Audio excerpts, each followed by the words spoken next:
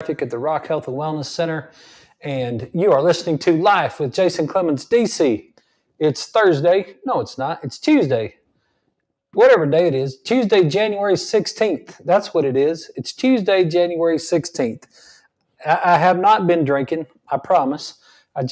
Sometimes, I'm telling you, these glasses, when I look, it throws me off. I lose my whole mind when I'm wearing them. That's why tonight's show is going to be fun, because we are going to show you some stuff. We're going to talk about some stuff we do in the office. See, I could take these glasses off, and I could put these glasses on, and here in just a second, my whole brain would start working just a little bit better. I know you can't hear this if you're on the radio, but you could see this if you are watching us on Facebook tonight, or YouTube or X. So I hope you guys enjoy this show, because it's going to be a lot of fun, because the show that we got for you tonight is about, people say to me sometimes, well, I'm scared to go to the chiropractor.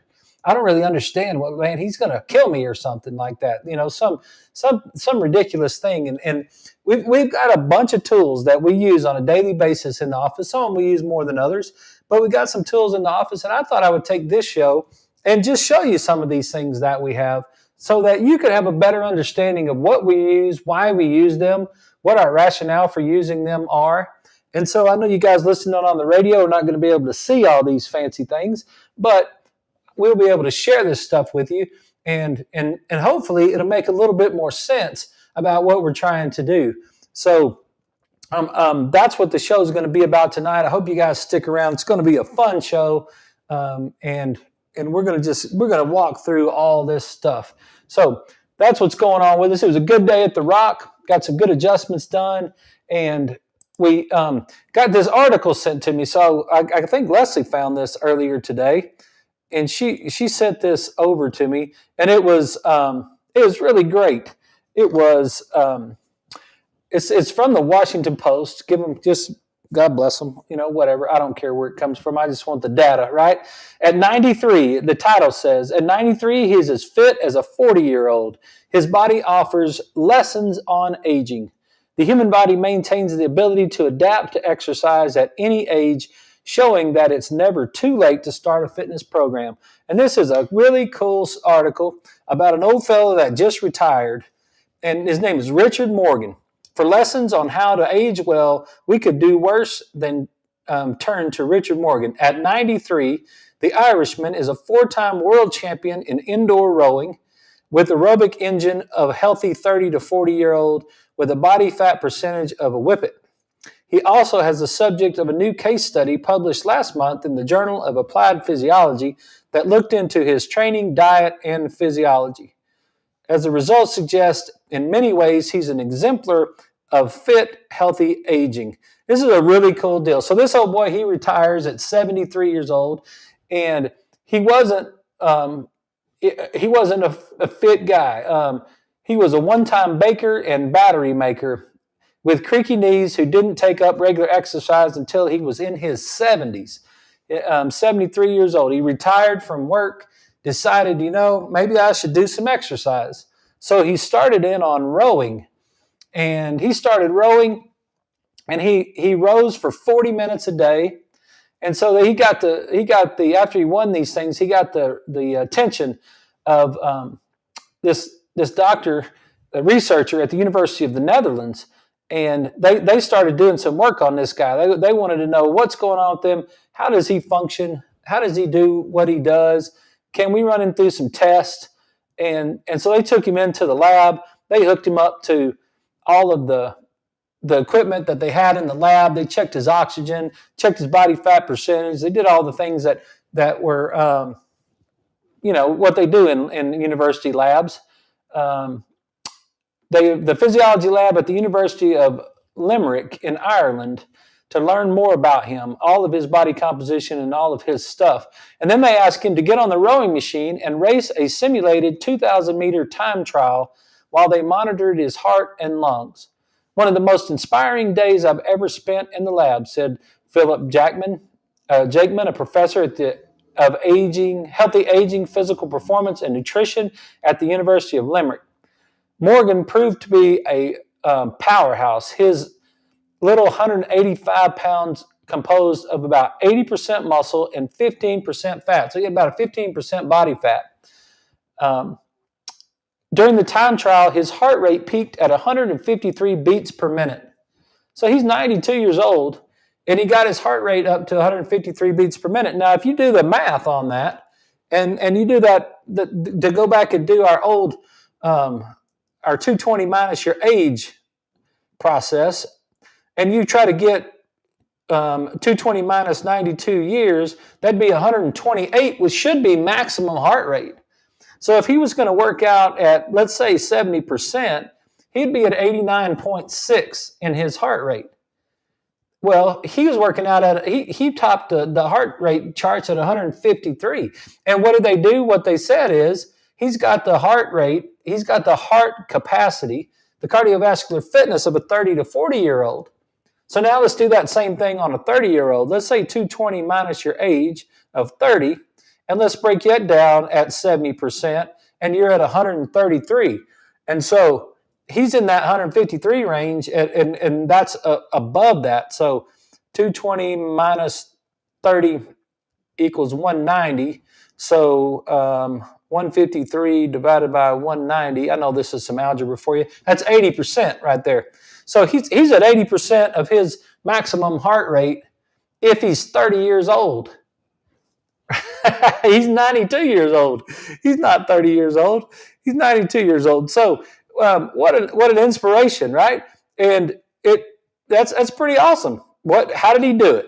Well, perhaps most impressive, he developed this fitness with a simple, relatively abbreviated exercise routine. The researchers noted consistency. Every week, he rose about 30 kilometers, about 18.5 miles, averaging around 40 minutes a day. A mix of easy, moderate, and intense training. About 70% of those workouts are easy, with Morgan hardly laboring at all. So he gets into that very low aerobic, and we're going to break it down. There's a book called Younger Next Year that I've gotten last year. My friend MJ from Roswell sent it to me. We talked about reading that. Maybe it's 2 years ago. I don't remember. I've heard about it for quite a while, but I've really gotten into it. We're going to have it on our book review night here pretty soon. I'm getting all of it kind of broken down. But one of the things that it talks about in that Younger Next Year is setting the stage of building more blood vessels and building more mitochondria by dropping the intensity down for a bit and then doing those on a consistent basis. And that's kind of what we always talked about since we started the CrossFit style training here at The Rock, is trying to do 2 or 3 HIIT workouts, like high intensity workouts in a week, and then those other days go for a walk. And going for a brisk walk will kind of get you into that zone where you can start to build that. And I think that if you haven't started a program, that's the way to start it in this first 30 to 45 to 60 days, is to, especially if you're over 50 years old, what you really want to do is build that foundational base. The way you would do that is to make sure that your heart rate stays down there below 70%, or really 65%. Get your 220 minus your age, and then times 0.65, and that's what your target heart rate ought to be. So it's going to be, if you're over 50, you're going to be down there, below 120 for sure in that range. But you need about 40, 45 minutes of that every day. And what you'll start to do is you'll start to build more capillaries. You'll start to build a better blood supply to your body. And then you'll build those mitochondria that produce the power to your body. And that's exactly what this man did. 70% of these workouts are easy, with Morgan hardly laboring. Yeah, that's what I'm talking about. Another 20% were at a difficult but tolerable pace, and the final 10 in an all-out, barely sustainable intensity. And that's what I'm talking about. You can have a couple days where you're working pretty dang hard and pushing it to the limit, and then those other days you can. And he's doing this all in one day, so he's having this type of training. His weight training 2 or 3 times a week. He also weight trains using adjustable dumbbells to complete about 3 sets of lunges and curls, repeating each move until his muscles are too tired to continue. Pretty cool. High protein diet. He eats plenty of protein. His daily consumption regularly exceeds the usual dietary recommendations of about 60 grams of protein for someone of his weight. This is an interesting case study that sheds light on our understanding of exercise adaptation across the lifespan, says Scott Trapp, Director of Human Performance Laboratory at Ball State University in Indiana. He has studied many older athletes but was not involved in the new study. We are still learning about starting a late life exercise program, he added, but the evidence is pretty clear that the human body maintains the ability to adapt to exercise at any age. In fact, Morgan's fitness and physical power at 93 suggests that we don't have to lose large amounts of muscle and aerobic capacity as we grow older. Exercise could help us build and maintain a strong, capable body, whatever our age. Of course, Morgan probably had some genetic advantages. They always say that. He probably had some genetic advantages when he rode 18 miles a week. You get genetic advantages, right? Because it's epigenetics is what it really is. Remember we talked about that on the show? It's epigenetics. So you get a lot of genetic advantages when you put yourself in an environment that's congruent with health. Your genetics tend to shine and express themselves when you put yourself in an environment that's congruent with health. It's funny how that always happens. It says here, of course, Morgan probably had some genetic advantages, the scientists point out. Rowing prowess seems to run in the family. Of course. It runs in the family if you get on a rower. It doesn't run in the family if you don't get on a rower, right? It's kind of funny how that works out. But anyway, he's got, this guy's great. It was great. He started from nowhere, he said, and suddenly I realized there was a lot of pleasure in doing this. There's a great sentence. That was the last sentence of the article right there. He started from nowhere and then realized that there was a lot of pleasure in doing this, right? What does that mean? Remember what we said last night about when we're eating too many Popeyes chickens every single day? What are we trying to do? We're trying to get dopamine in the brain, right? We're trying to get that dopamine. Go back to Dr. Lustig's bell curve that he has on that left hemisphere. I started from nowhere, and suddenly I realized there was a lot of pleasure in doing this. We get dopamine, we get serotonin, we get those things that exercise brings to our body. I got a lot of pleasure from exercising, he says. He's 93 years old. He started exercising when he was 73. So now let's take the young people. Any of the young people out there who are watching the show, think about that. Like, look what you could do to yourself, and look where you could make yourself. And I hear it all the time, man, I'm just getting old. I hear 30-year-olds and 40-year-olds say that. I'm just getting old, right? They're just getting old because they're putting their body in an environment that's incongruent with health. If they start getting their bodies moving like they're supposed to, they'll feel young again. I promise you. That's what like Leslie and I both were probably as fit now as we've been since I was 19, 20, 21 years old. Since I quit playing football at Tech probably in 93. So I was 22 years old, turning 23. Yep, I was 23 with the 1993 football season. We played in the Sun Bowl. By the time we got to the Sun Bowl, I was 23 years old. And I feel just as good today probably as I did back then because I'm starting my 5th consecutive year of consistent exercise. And it's the first time since 1993 that I've actually done it in such a consistent basis that I'm getting that feeling. So you can do it now. And what happens when I check, you could do my heart rate. Like you could do Zay's heart rate that he works out with in our 6 o'clock class, right? If you do the math on that, we're working out way higher than 80, 85%. I don't even know what that number would be for me. So I'm 53 years old. So if I do 220 minus my age and multiply that times 85, 85%, let's see. 220 minus 53 is going to give me 167 times 0.85, and that's 141. Yeah, I'll be up in the 160 plus range in some of these exercises that we're doing. And so 220 minus 53, yeah, I'm almost at 100% right there in some of the exercises that we're doing. So what does that mean? Well, maybe my physiological age isn't 53. Maybe my physiological age is 40. Maybe my physiological age is 35. I don't know exactly how to measure that.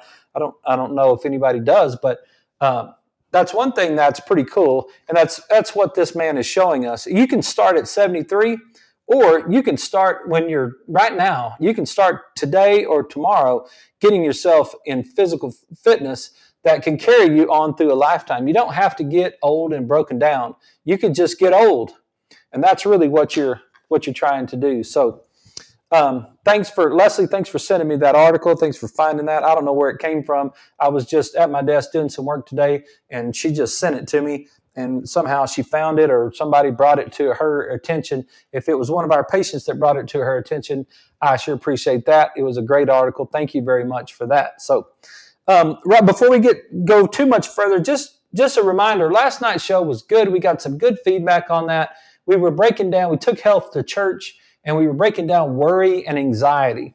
And so I got some good feedback on that about what worry and anxiety, about the show. So it was a good show. If you're dealing with worry and anxiety, or you want to know a little bit more about how you can handle it or make it better, you can go back, watch us on Facebook at the Rock Health and Wellness Centers, on YouTube at Health from the Rock, and on X, Jason Clemmons, DC. You can find us there. They should be there. You can go back and look if you're listening to us on the radio. So, okay, so let's get into some of the stuff, right? I hear it a lot. That people are really worried about chiropractic care. They're really worried that, like, they think it's going to hurt them in some form or fashion, and they're scared about it. Well, they're scared about it because it's their right hemisphere, right? They don't know what we do in the office, but we got gadgets. We got toys. We got gadgets. We got stuff that we like to play with. And so what are these things that we have in the office? What are some of the things that we use, and why do we use them? And where do they come from, and all that sort of thing. So I'm going to try my best as I can as we're going through this on the radio to explain to you what we've got, right? So we're going to start. We're just going to kind of start. I'll walk through each one of these, and you guys know what a lot of these are, but maybe you don't necessarily know why we would use them, or what does it have to do with chiropractic? Why are you doing that at all, right? So I've got all the stuff on here. I'm just going to kind of work through here. I'm going to kind of move through the board here, and just talk about some of this stuff and start from just the very beginning of a new patient that comes into the office. And the first thing we're going to do is have a person sit down, and we're just going to check their oxygen and their heart rate. I'm just going to sit that on there. We'll see how I'm doing right now, seeing if I get any oxygen at all. Take a deep breath. Yeah. But we're just going to sit there. We're just going to check the oxygen, check the heart rate. Yeah, we're at 98, and heart rate is 54 right now. So I didn't make that up. It's right there. That's my heart rate and my oxygen level and my heart rate. So right now we're just chilling. That is. Why do I care? Well, there's some things that I can learn about your nervous system just by checking that. I can first of all, I can make sure that you're getting enough oxygen, and you want to be able to get enough oxygen. So that in the evening time, we should expect that to be 97, 98, 99, 100. We want your oxygen up there at a high level. I need to know that before we proceed in our office, because I need to know whether or not your brain has the capacity to handle input. As we start to adjust you, when we fire the joint, when we cavitate the joint, and you hear that pop, that popping sound right there is gas that leaves the joint. Now, I did not destroy my knuckle right there. I didn't tear any ligaments. I didn't have any micro tears. There's no arthritis that's going to be created from that. Joints that move are joints that stay healthy, right? But when I do that, there is a neurological input that goes into the brain. There is quite a jolt that happens. And the closer we get to the nervous system, the closer, instead of just adjusting the wrist or the elbow or the shoulder, but the closer we get, if we start with the atlas of the occiput, even the first place, that we're going to get some input into the brain, and we need to make sure that the brain has, number one, that the brain has enough oxygen to handle that. If you're down there lower in a lower oxygen level, we might want to start out here on your extremities and see if we can work on some things to try to increase your oxygen level. The other thing is that, one piece of data that you might jot down for yourself, most strokes happen between the hours of 4 and 7 a.m. Most strokes happen between the hours of 4 and 7 a.m. And between the 4 and 7 a.m. is when you have the lowest oxygen. So a lot of times when someone comes in, they're like 94, 93, and it's 2 o'clock in the afternoon, and they're already down to 94, 93. The first question I'll ask them is, hey, are you waking up at 4 a.m. just spontaneously? And they'll almost always tell me yes. And they'll say, how'd you know that? And I'll say, well, because if your oxygen is at 94 at 2 or 3 o'clock in the afternoon, there's a really good chance that you're dropping down into the 80s at 4 a.m. And what's going to happen is that's going to set off an alarm in your brain, because your brain's going to push all that down into the brain stem that's controlling just your heart rate and your breathing and the things that you were born with. It's going to really get down into that primitive brain. It's going to push that blood down in there, and you will sometimes lose pressure in the outer part of your brain, and that can cause those blood vessels to stick together, and you can end up having a stroke.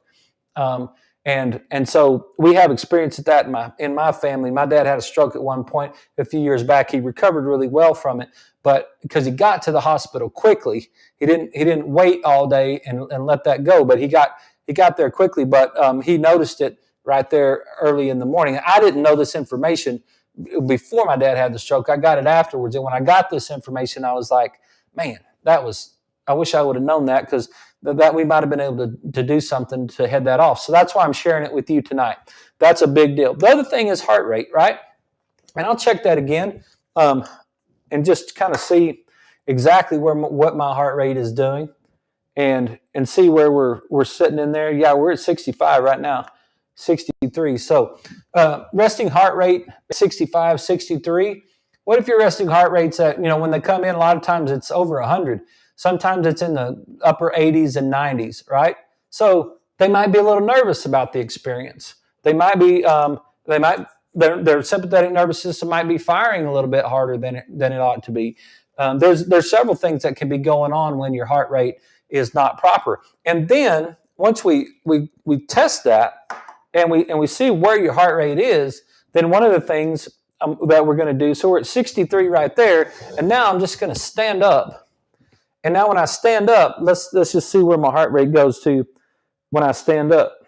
It's gone up to 66, now going to 70, going to 73, 75, 76, 77, and now we're back down.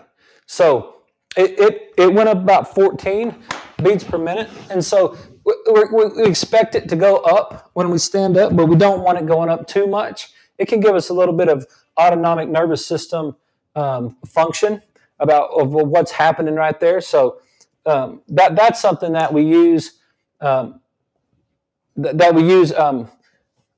a new patient. So that's the first thing that we're going to do, is we're going to start right there. The next thing I'm going to do is I'm going to check their grip strength.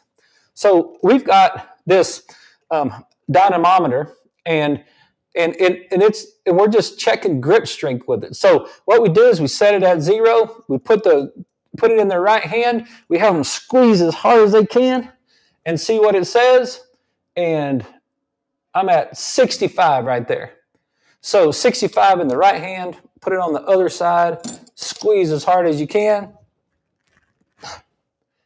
And I'm at 63 right there. So what grip strength is a sign, not so much of muscle strength, but of brain activity. And we've got a normal. So I've got a graph that's a table that gives me the information about what that is. And let's just look and see what it says. I'm 53 years old. So normal is 51.5 in the right hand and 46.2 in the left hand. So I'm 65 and 63. So I'm above normal in my grip strength. So that's good news for my brain, right? So patient comes in and they're below normal and they don't report any injury whatsoever, right? That they don't have a thumb problem or they don't have injuries, some sort of wrist surgery or something like that gives us information that gives us a reason that they might not be doing well, well, that could set off some alarms for me. It's brain, and I've got an article right here. It's the neurobiology of aging that we put in every new notebook that a person gets in the office, and in this article, it talks about demonstrations that grip strength has predictive power in relation to range of health conditions, even when these are assessed decades later, has motivated claims that hand grip strength dynamic. You see, I think we're coming up on a break here in just a second. Hand grip strength has the potential to serve as a vital sign for middle-aged and older adults. Central to this belief has been the assumption that grip strength is a simple measure of physical performance that provides a marker of muscle status in general, and sarcopenia in particular. It is now evident that while differences in grip strength between individuals are influenced by musculoskeletal factors, lifespan changes in grip strength within individuals are exquisitely sensitive to integrity of neural systems, what it says right there. So how your brain is functioning has to do with how your grip is working right there. And if your brain's not functioning well, you'll have a weak grip strength, and that gives us an indication of which direction we should go. Hey, we're going to take a break. We'll be right back.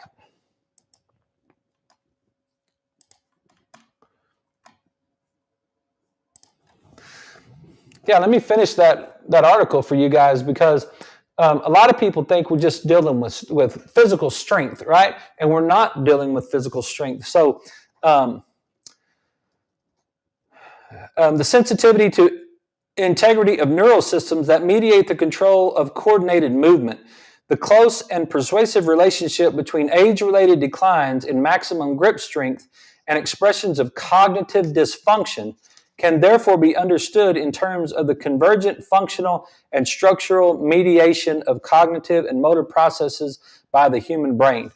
In the context of aging, maximum grip strength is a discriminating measure of neurological function and brain health. So we use that together. We use this grip strength tester to see what your grip strength is doing, and it tells us what your brain is doing. And so we want to know that on the very first day. So what have I done? I've gotten your oxygen, I've gotten your heart rate, I've gotten you to stand up, I've gotten you to now sit back down and do the grip strength test.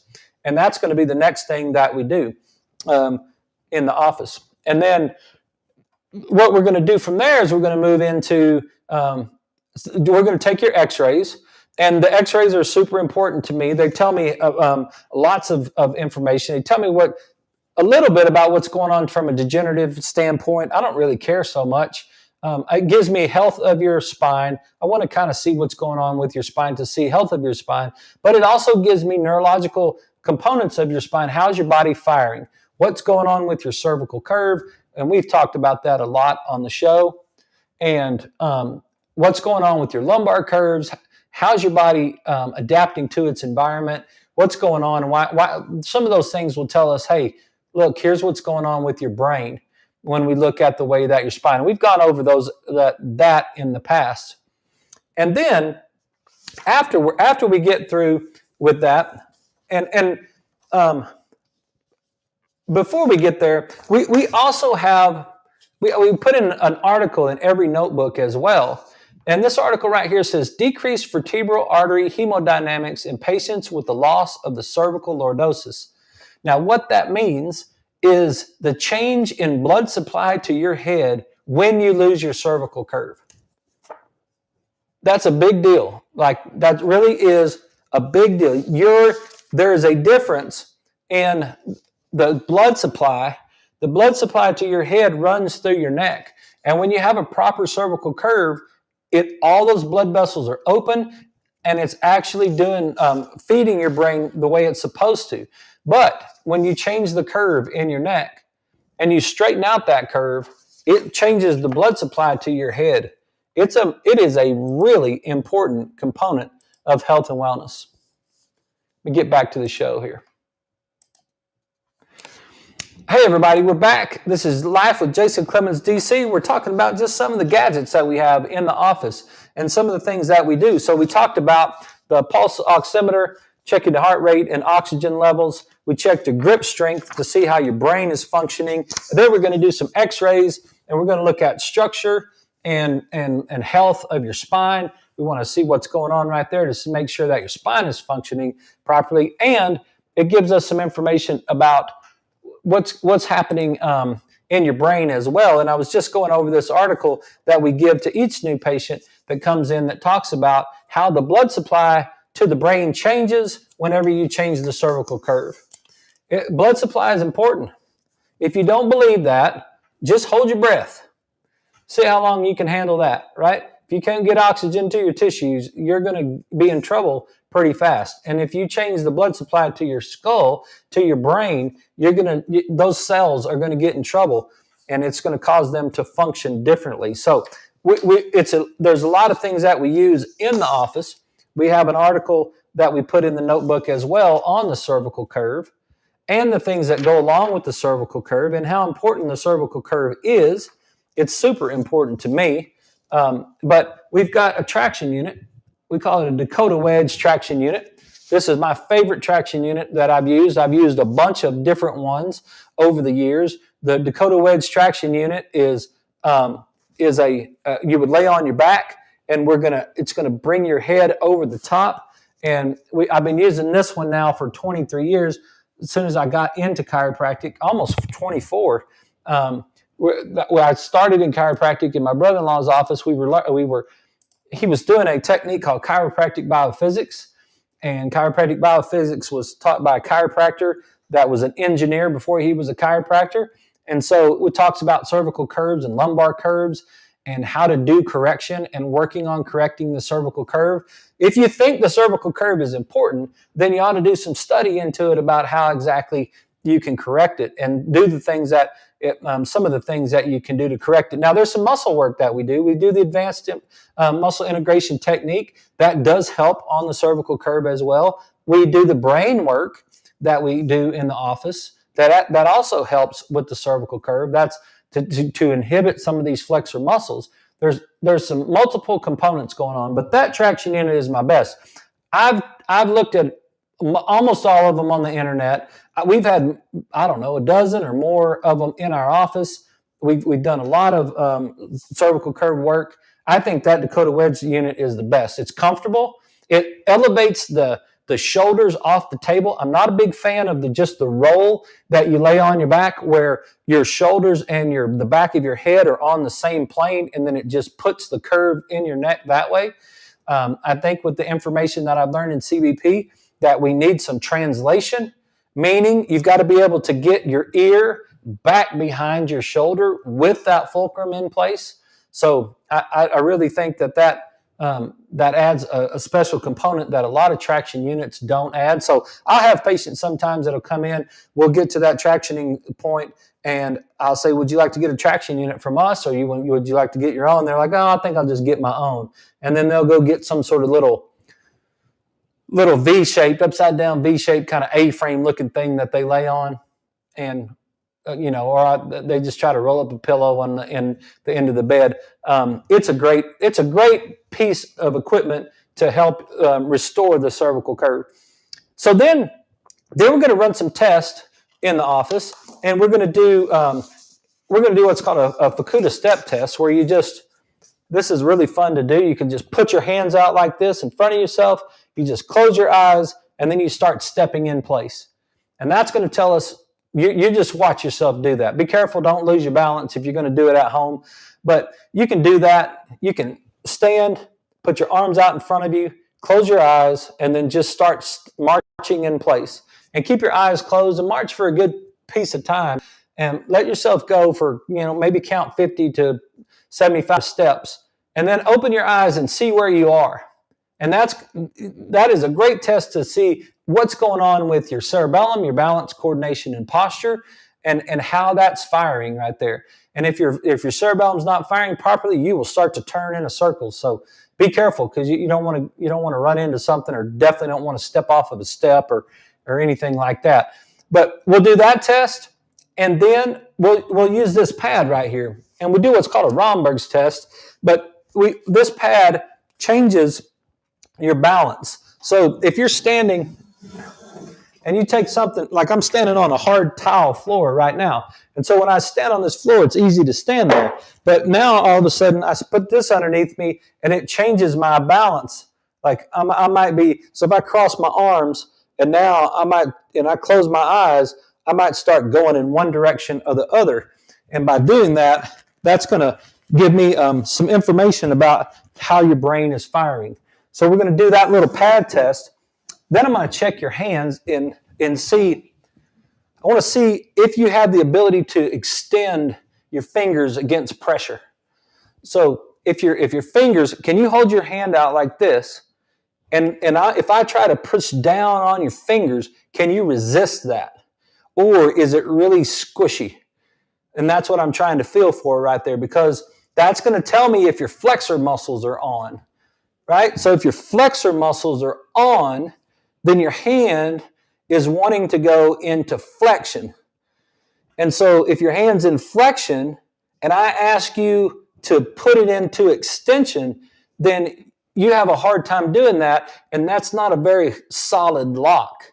So if neurologically your body's wanting to be in flexion a little bit, then we're not going to be able to, it'll tell me right off the bat, nope, this side is kind of stuck in that pyramidal posture, that firing pattern, so that we're stuck in this flexion on that side. So we kind of let that, and we put those together. And then the last thing I'm going to do is I'm going to use a pen light, just a very simple pen light. You guys have seen this before, but I'm going to look inside your mouth. I'm going to look at your throat. I'm going to look and see if your soft palate is equal on both sides, or has it dropped on one side or the other. And that the tone of the muscles that control that soft palate is driven through the cortex of the brain. So it gives us some information, a little bit more information about how your brain's firing together. So I can take those 4 tests. There's 2 cerebellum tests, there's 2 cortex tests, and I can just see right there about, okay, I've already checked your heart rate and your oxygen. I've already checked your grip strength. Now I've seen your x-rays. I know what your cervical curve looks like. Now I've gone through those 4 tests. Then the girls are going to take a picture. The girls or guys, our assistants are going to take a picture, some posture pictures of you.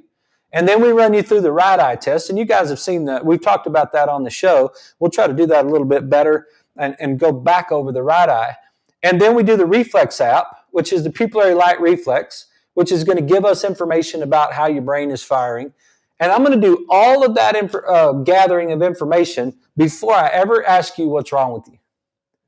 I'm going to get my stuff done. And I can thank Dr. St. Clair at the St. Clair and Massey Orthodontics. I don't know if it's still called that or not, but when I went in one day to get my consultation about my braces, Dr. St. Clair had it figured out that he should run me through all those tests. All I wanted to do is just ask him if you could fix this. And he did. It was great. I fussed my whole way through it. And then when I left there, I had rubber bands on my teeth and getting my bite corrected that I'd had my whole entire life, my underbite. We had already started the process because of what I learned in Dr. St. Clair's office. So shout out to Dr. St. Clair for teaching me that. So then we sat down and do your history. Now we talk to you about what's going on with you. Now you can tell me, and now I can start to put the pieces together because I've got this data already, and now I can start to put the pieces together about what is going on with you. Why are you not functioning properly? And does what you're telling me match what I already know about you? It's a pretty cool way of going about it. So now that we've got that first day out of the way, and we've done your exam, we've gone through all that. Now, what are some of the things that we're going to do we're going to treat you with, right? So the very first thing that we do in our office is called the chiropractic adjustment. And the chiropractic adjustment that's where we do move the bones, right? We try to find out where the joint is not moving through its full range of motion. We want to look at the joint and see if there's any restriction in that joint, because the restriction in the joint means a restriction of input into the brain. That's what it means to us. It's not an out of place. It's not in or out. Man, I had a person tell me that today. That it's a all the time thing. Man, doc, I just feel like I'm out. Can you put me back in? Nope. That's not how it works. It's not about being out and putting you back in. It's about movement and neurology and subsequent movement, right? How are your joints moving through their ranges of motion? How are they moving? Are they moving properly? And there's different levels. I wish I could remember exactly the graph or this.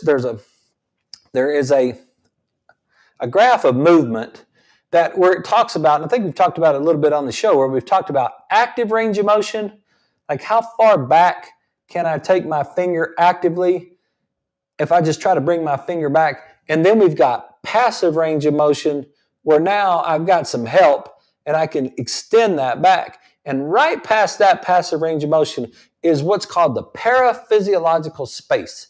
And that's the space where you actually hear the joint cavitation right there. So you take it past that passive range of motion and then a quick, high velocity, low intensity, bam, just hit it quick right there. We're gonna just adjust that right there. Now that's the part that scares people, right? But there's nothing that's going on that's going to destroy that joint. The gas leaves the joint, and now I can't do it again because the gas has already left the joint, and that I'm not going to be able to move that joint again. But at the paraphysiological space is where you get the highest level of neurological input from that joint movement. That's why chiropractors really do love that popping sound that you hear, right? And it's become super popular now on with YouTube and all that stuff. People love. They're just like people are putting microphones on it, and you can hear the sound and all that sort of deal. I don't care anything about the popping sound other than the fact that I know that I got the maximum out of the movement. I can put you through active range of motion stuff, which we do. I can put you through passive range of motion stuff, which we do on the table. Or I can also get to that paraphysiological space, and that's where you actually get that cavitation. But sometimes people don't like that cavitation. That's too much for them. So we use this little instrument that's called an activator. And the activator is one of the most researched things used in chiropractic. I was actually on the board, the committee, when I was a student at Parker College, when we were trying to determine some new techniques that were wanting to be introduced into the curriculum.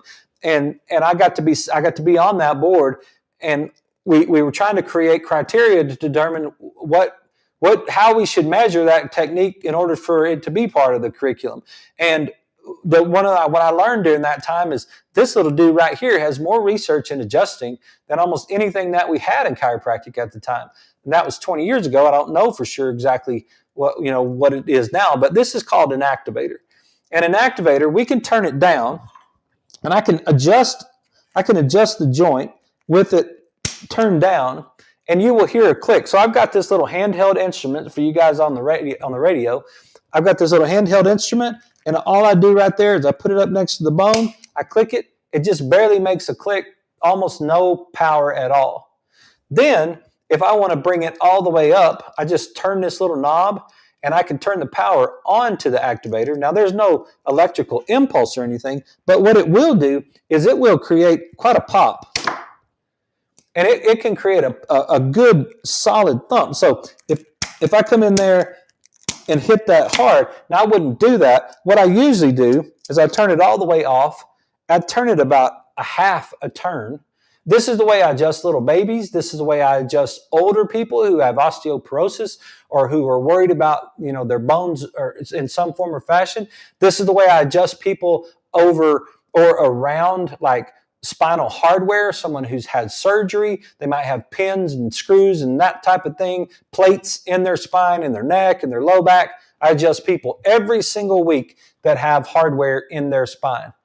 Don't worry about it 1 second. Never worried about it at all. The patients do great. There's no problem. We're not going to move those joints. They're locked together with hardware. We need to work around them. We need to work and try to make sure the brain is functioning properly. And that's where we would come in there and we would just set that. And it's just a very a very easy little click. We click it. There's no electricity in this thing. It's just a mechanical adjusting tool that we use. But what are we trying to do? It's the pattern. To me, adjusting is about making sure that the joint's moving through the proper range of motion because the neurology is moving through the proper range of motion. The brain is firing in a pattern that it's supposed to fire. So I can use this activator when I'm using that on people that are a little worried, or when we're using it on kiddos, little kids, that type of thing. So that's one thing. Another thing we can do is simply use a tuning fork, or we've got a reflex hammer.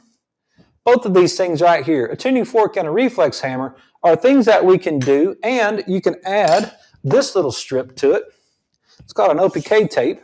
So we can use this little strip in an up and down and back and forth fashion that also has the capacity to drive the brain in a certain pattern, right? We want to drive certain neural pathways to try to get the brain to fire the way that it's supposed to. It's the same thing that I'm doing when I'm adjusting the spine. I'm just using different tools. So I will just simply use a tuning fork. And when I use this tuning fork, it's a 128C tuning fork. I never have been much of a musician, but that's what it is. And so what can I do with it? Well, I'll just use it. I'll sit in front of the patient. I did it multiple times today using the tuning fork. Just sit in front of the patient, and now I'm just going to have them watch it with their eyes, and we're just going to go through a certain set of patterns right there to see how, and in different ways. And I might have them turn their head as I move that tuning fork. That now, if you turn your head in a certain way, you can fire your neurology. If you move your eyes in a certain way, you can fire your neurology. And I'll fire up the tuning fork. I'll hit it so it's making a vibration. And now I'll use the fingertips. And I can just put the vibration on the fingertips. So what am I doing right there? Well, if I put the vibration of the tuning fork on the fingertips, I can fire the opposite side brain by using the 2,500 per square centimeter receptors that you have in your fingertips. So that's one of the things that I can do right there, is I could just use vibration on the fingertips. So there's multiple ways you can move your head. I can work your vestibular system. I can move your head in a certain pattern. I can have you turn your head and work your eyes in a certain pattern, 45 degrees, whether we want to move it up and down. We could just use the tuning fork. So someone that's completely really worried about getting adjusted, I can adjust you with the tuning fork and the activator, and I can use the drops on the drop table. You'll never have a popping sound that happens at all. And we can get just as good of adjustment by doing that type of work, and you don't have to worry about it. And that's just something that's really simple. Another thing I use every single day is just this little Hypervolt Go. I got this at Academy here in Lubbock, and I've had multiple different ones. We had a percussor for a long time, but we just turned this on, and it's just a little handheld vibration, and I could just turn this on right here, and what I'll use is I'll use the wrist. I'll rub it over the wrist. I've got a towel that I use with it, so it's not so bumpy on there. I can use the elbow. I can fire it, use the elbow, and I can use the shoulder, and I'll use this almost in every adjustment. I use the wrist and the elbow and the shoulder on almost every adjustment. And what am I doing? I'm firing the neurology again. So I'm using this extremity adjustment. I'm adjusting the joint, and I'm also using the vibration on the joint so that the joint can fire the proper pattern that we're trying to do in the brain. So depending on what we found when we did your exam is going to tell me which side of the brain that I want to use. So, or I want to stimulate. So if you did your step test, you fell off your Rombergs in one direction, you did your pyramidal, we looked inside your mouth, we determined that you were stuck in that left cerebellum to right cortex deficiency. Now, I'll just use all this stuff to try to fire in that pattern so that we can fire your brain in the pattern that gives us the optimal opportunity to get you to function at as high a level as possible. So those are things that I use every day in my room. So Let me just kind of gather some of these up as I'm going through there. One of the things that we can also assess on your first day is how are your feet? Are your feet flat?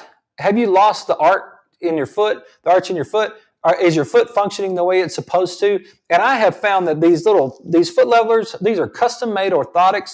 We have a scanner here in the office. You can stand on there. We can run a scan, and we can set you up with your own personal made orthotic that we use as well. And this fits your foot, and it's specific to your right foot and your left foot. So we get a scan of both feet, and then they build the orthotic for your feet. I've got it in my shoes right now. I love them. I think they're great. They're comfortable all day long, and I really enjoy my orthotics. That's another thing that we can use in my room.